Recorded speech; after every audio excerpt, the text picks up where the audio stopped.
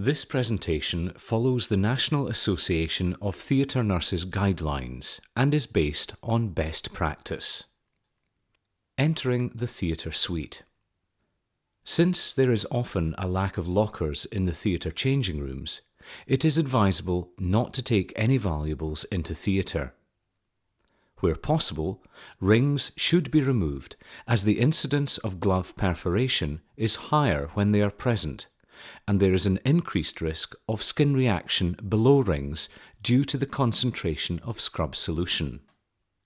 Earrings may be left in place as long as they are contained under the theatre hat. The hair should be covered with a hat or hood and a set of theatre scrubs donned with the top tucked into the trousers. Few items, if any, should be kept in the pockets as they may injure patients during transfers. Appropriate footwear should be clean, well-fitting, and provide protection from falling items. The use of overshoes should be discouraged, as well as increasing the possibility of slipping on wet floors.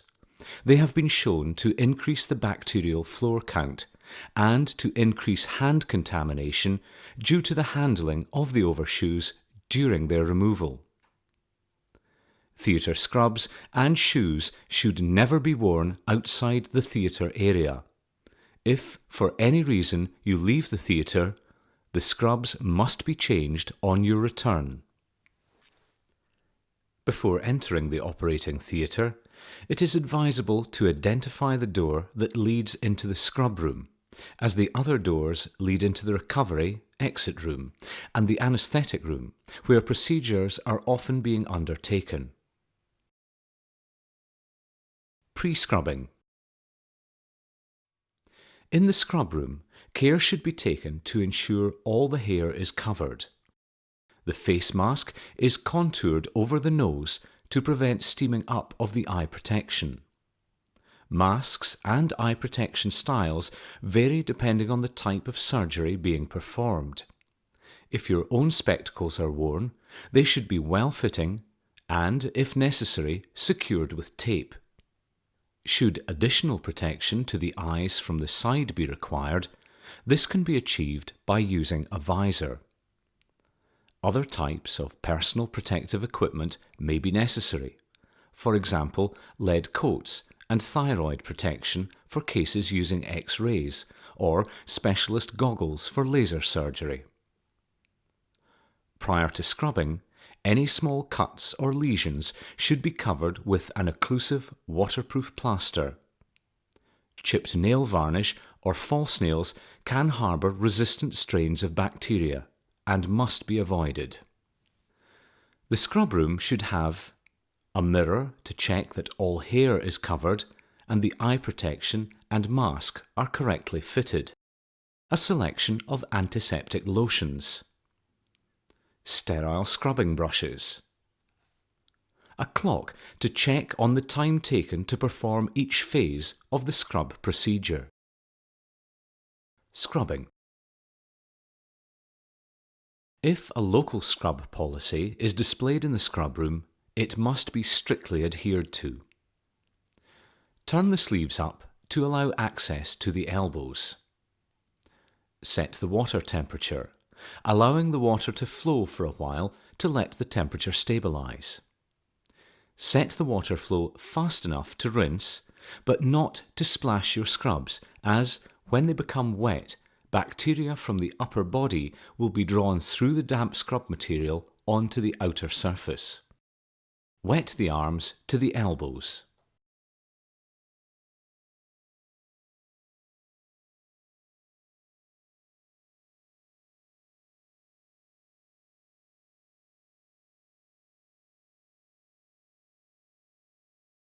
Take 5 to 10 millilitres of your chosen antiseptic lotion, using your elbow to operate the dispenser. It is advisable, once selected, to continue with this lotion for the remainder of the procedure, as mixing of the lotions is not recommended by the manufacturers. Apply the lotion rapidly to the hands, forearms and elbows, ensuring all areas are covered. Remember, it is the time the lotion is in contact with the skin that is important, not how hard you rub it in. Use the sterile scrubbing brush with antiseptic lotion applied only to clean under the nails. This should be done in a downward direction. This complete section takes approximately 2 minutes. Unless moving directly from one procedure to another, subsequent hand washing should follow the same pattern using the brush on each occasion, as this reduces confusion and increases compliance. Rinse the arms from the fingertips to the elbows, moving the hand upwards at all times to allow the water to drain at the elbow. Manipulating the fingers and rotating the arm assists in rinsing off all the lotion. More than one pass through the water may be required, but at no time should the arm be drawn backwards, allowing dirty water to flow back towards the hand.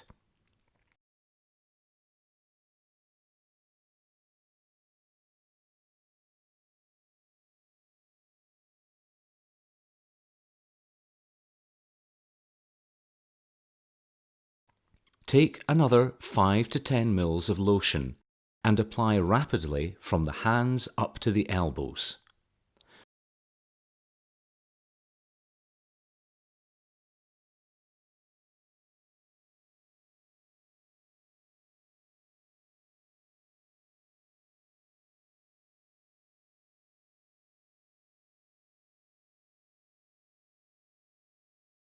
Once fully covered, concentrate mainly on the wrists and hands, ensuring all web spaces, thumbs, and palms are given particular attention as demonstrated.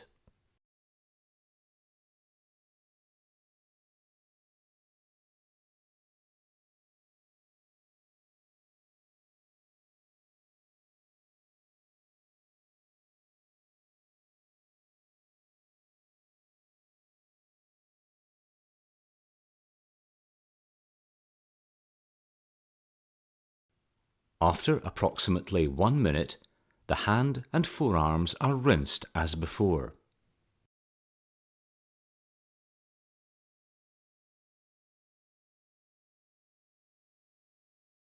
For the final application, take 5 to 10 ml of lotion and apply from the hand up to the mid-forearm, once again concentrating on the wrists and hands as demonstrated.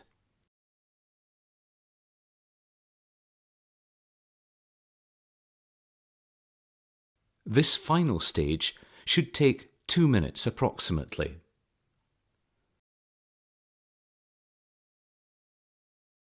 Rinse the whole arm as before.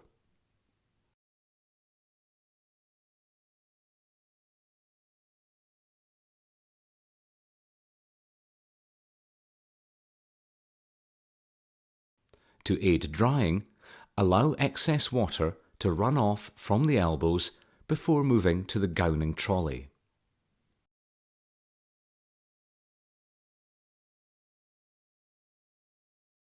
Hand drying.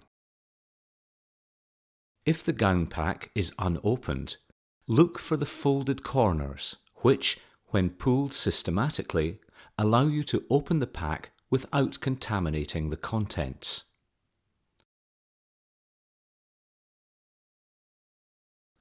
Lift up the first towel and keep it folded.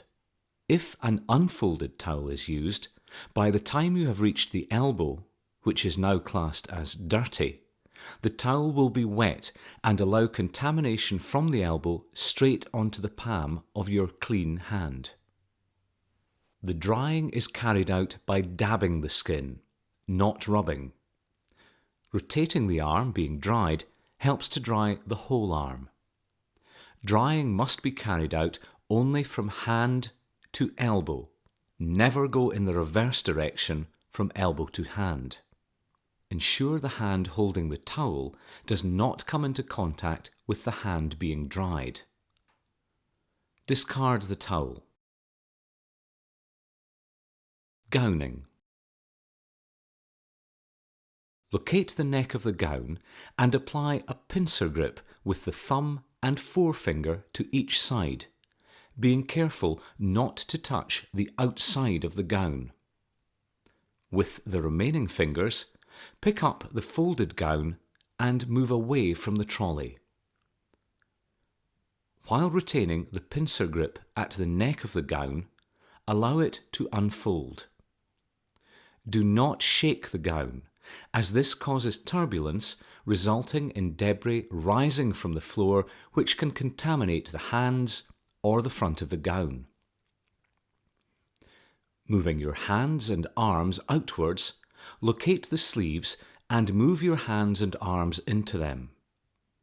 Be aware of your surroundings during this procedure. An assistant will loosely tie your gown at the back, being careful not to touch the front of your gown. At no time should you allow your hands to exit the cuffed end of the sleeve. Now, fold a portion of the cuffs inwards to allow you to perform the closed gloving method.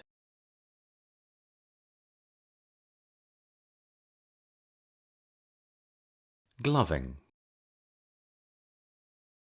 Request your preferred glove size and type, being aware that some specialties, for example, use ultra-sensitive gloves.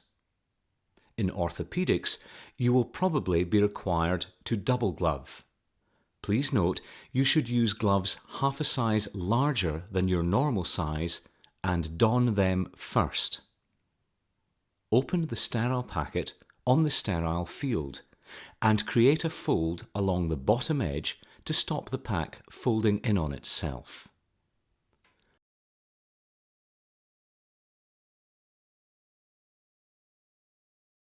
As demonstrated here, using the enclosed left hand, turn the glove onto the upward-facing right hand. Open the cuff of the glove with the left hand and slide the fingertips of the right hand into the cuff. Take the double layer of glove on top of the right hand and pull this over the back of the right fist and thumb. Take the ribbed single edge of the glove and pull this down over the wrist. Pull the sleeve of the gown down from front and back of the gloved hand, allowing the fingers to just emerge. Take hold of the fingertips of the glove and stretch them out to exactly align the fingers and thumb of the hand. Holding the sleeve and the gown at the wrist, pull downwards until the glove is in the correct position. Now, repeat the procedure for the left hand.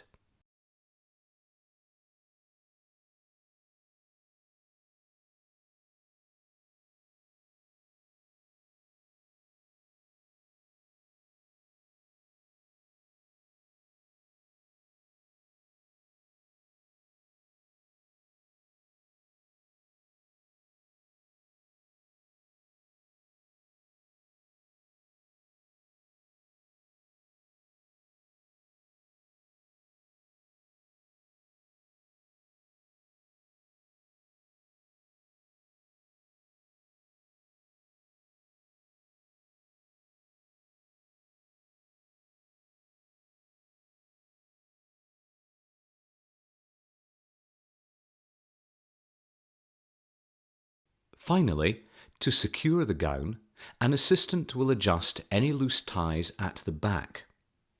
The waist ties vary in position, but generally you should hold the tie that you can see is attached at the side. Straighten the piece of card prior to handing this, with its tie firmly attached, to an assistant. Turn around slowly and grasp the tie prior to pulling it from the card.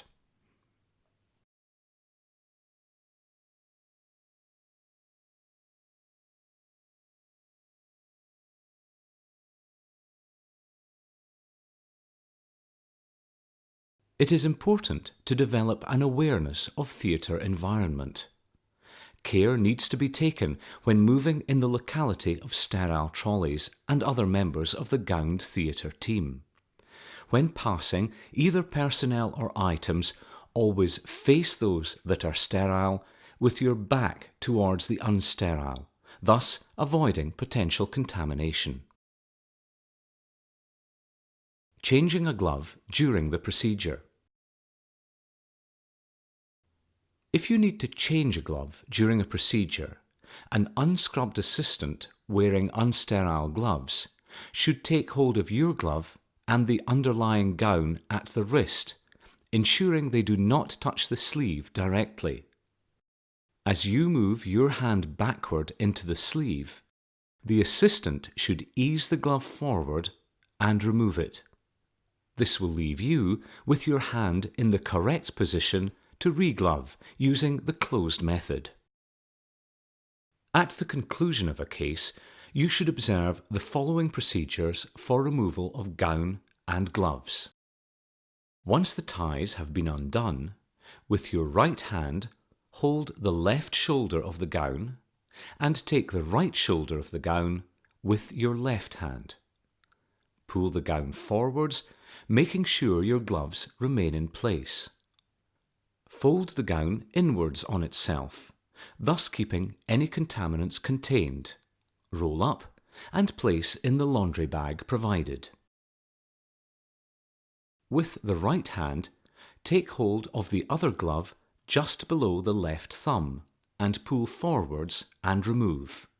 Run the fingers of the left hand below the glove of the right hand and pull the gloves inside each other.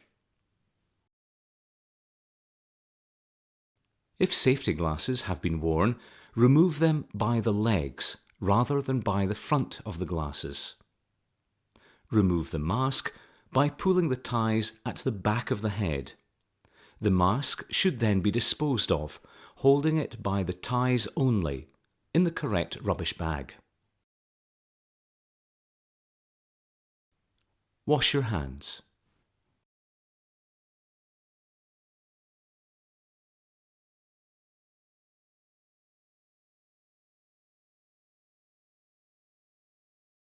If you need to apply hand cream, make sure it is non-irritant and water-based, as some types of cream cover the hands with a protective layer that impedes the action of the antiseptic lotion used in the next scrub. Leaving the suite. Place the hat into a rubbish bag. Place the shoes in the container provided, as these are washed daily. Place the scrub suit into a laundry bag, making sure you have removed all items from the pockets. Finally, wash your hands.